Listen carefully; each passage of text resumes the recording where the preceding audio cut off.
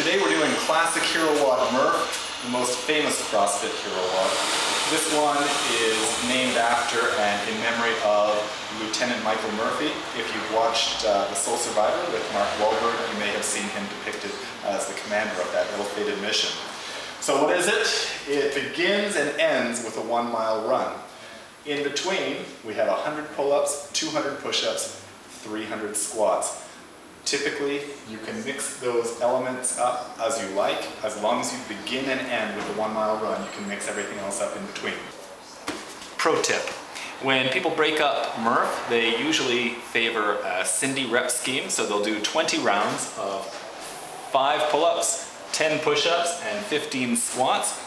But personally, I find that the 10 push-ups really slows people down and they're not consistently able to get through those unbroken.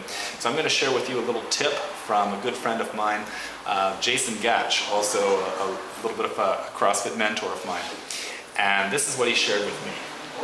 17 rounds of 5 push-ups, 5 pull-ups, 5 push-ups, and 17 squats. By breaking up those push-ups into 2 sets, you're not going to tire out.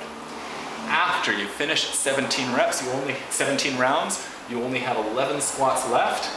So in the next round, you're going to follow the same pattern, 5, 5, 5, and 11 squats. You have 2 rounds remaining of push-ups and pull-ups only. You have no more squats. So that means in the last 2 rounds, you just do 5 push-ups, 5 pull-ups, 5 push-ups. What that means is your legs get to rest just a little bit before that last 1 mile run. See if that helps. Now, this should go without saying, but I'm going to say it anyhow. If you are new to Murph, you have not done it before, you will want to modify the volume here. Maybe you do 2 800-meter runs and half pull-ups, push-ups, and squats, or a quarter of, whatever is appropriate for your fitness level. What we're aiming for here is about 40 minutes worth of work. So you're going to have to tailor this at home for yourself if you're doing it without a coach. If you're here with us, the coaches will help you out and let you know when enough is enough. My father used to tell us that opinions are like a certain part of the human anatomy. Everyone has one, and I'm going to share mine and stir up a little bit of controversy on the way as I go against the CrossFit orthodoxy when we talk about weight vests for training. I'm not a fan. Traditionally, a weight vest is worn during Murph to simulate the combat gear a soldier would be wearing, and I think it has a purpose in training soldiers for situational preparation. This is what they're going to need to do in actual combat, so it has value. Most of us are not soldiers. Most of us are not 18 to 25 years old anymore and don't have the remarkable recovery ability and high testosterone levels that an 18 to 25-year-old would have. So for those of us who are in our 30s, 40s, 50s, and beyond, and we're training, the last thing we want to do is add load to our already straining joints.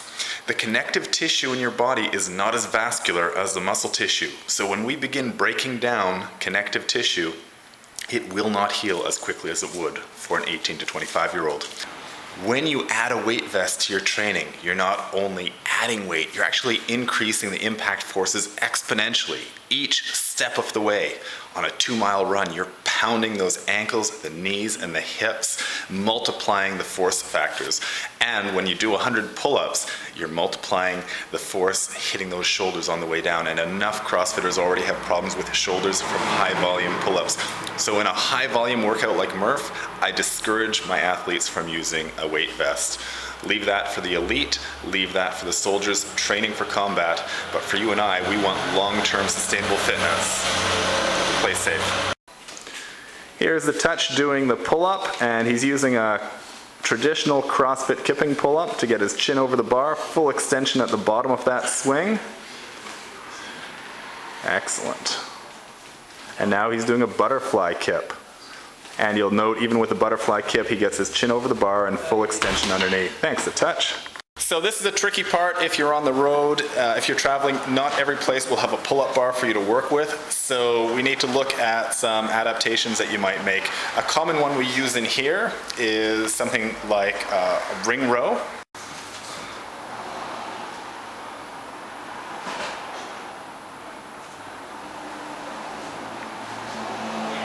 Now, not everyone has rings available to them either, and this is where the TRX can serve a purpose for people who are traveling a lot and don't have access to pull-up bars. I'm not a huge fan of the TRX. I feel everything you can do on a TRX can be done on rings and better on the rings. However, if you're traveling, it's hard to hook rings up, and the TRX really is worthwhile then. You can hook it into a hotel door and you can get something like the ring row done to serve for your pull-ups.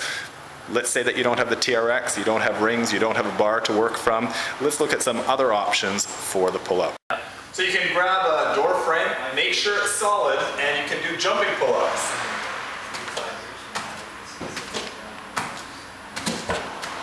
And just make sure you don't slip off. If you have access to a gym and you can get a barbell set up, now I wouldn't necessarily put it between boxes. I would use a weight rack or something. Make sure it's in there securely. You don't want it rolling around. Safety first. But you can get yourself underneath this barbell and do pull-ups this way.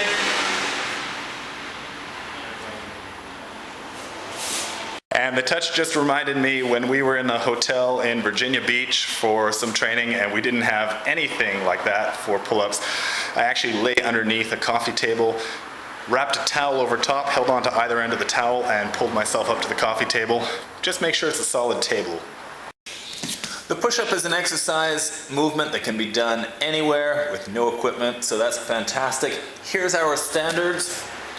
In CrossFit, we're looking for a full push-up all the way down, chest to floor, arms locked out at the top, keeping those elbows tucked in close to your side, and most importantly, we want to make sure that your core is tight.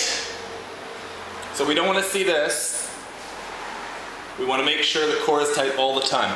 If you can't maintain a stable core doing push-ups from your toes, you can do them from your knees, and shorten that lever to keep that core safe and tight. It's quite common that we will have people starting CrossFit who can't keep the core tight even going from their knees, so we may have them start off on a box like so. Or, if that difficulty is too great, we might even start some people doing push-ups on a wall. So the key point is keep that core tight. You pick the progression that works best for you so that you can get a good, healthy workout. And now with the squats, you'll see he gets the crease of the hips below the knee joint. He stands all the way up at the top, and he's keeping his weight in the heels. Good posture all the way through. Thanks.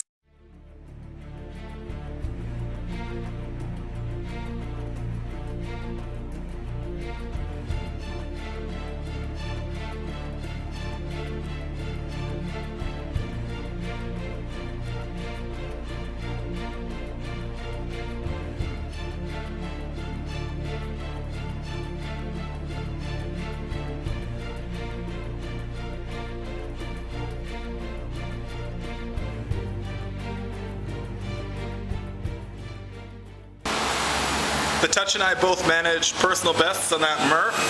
We pushed each other pretty hard, and that's really the fun part about CrossFit, and that's really where all the fitness gains come from. If you can find a partner to work out with, it's not about the competition, it's about pushing each other, making each other work a little bit harder. Makes it fun, you get fitter, you get faster. Go play safe, have fun, get fit.